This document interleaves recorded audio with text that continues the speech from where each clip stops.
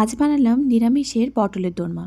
এই পটলের দোরমাটা খেতে এত ভালো হয় যে আমিষ অনেক সুস্বাদু রান্নাকেও হার মানিয়ে দেবে। আর যারা পটল খায় না তারাও চেটেপুটে বাটি পরিষ্কার করে ফেলবে। আসলে পটলের দোরমাতে মাছের পুরও ভরা যায়। নিরামিষ বলতে আজ আমি ভরেছি ছানার পুর, কিন্তু পেঁয়াজ রসুন ব্যবহার করেছি। কেন কি অনেকেই পেঁয়াজ রসুনকে নিরামিষের দলে ফেলে।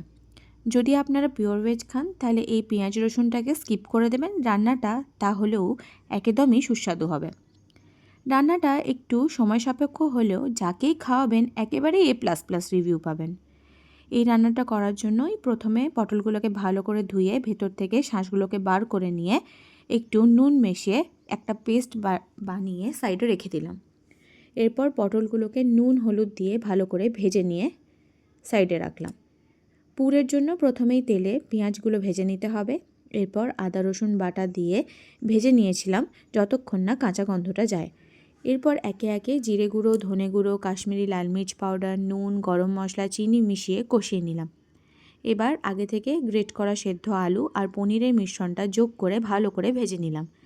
লাস্টে কাঁচা লঙ্কা আর আগে থেকে কেটে রাখা কাজু কিশমিশগুলো মিশিয়ে নিয়ে ভালো করে নাড়াচাড়া করলাম। যখন দেখবেন পুরটা কড়াই থেকে ছেড়ে ছেড়ে আসছে তখনই বুঝবেন পুরটা একদম রেডি। এবার পুরগুলোকে ভেজে রাখা পটলের মধ্যে ভরে নিতে হবে। এবার গ্রেভির জন্য কড়াইতে প্রথমে তেল অ্যাড করে ভেজে নিলাম বেটে রাখা মশলাগুলো। প্রথমে পেঁয়াজ বাটা, এরপর আদা রসুন বাটা ভেজে নিলাম যতক্ষণ না কাঁচা গন্ধটা যায়। এরপর একটা মশলার পেস্ট অ্যাড করলাম।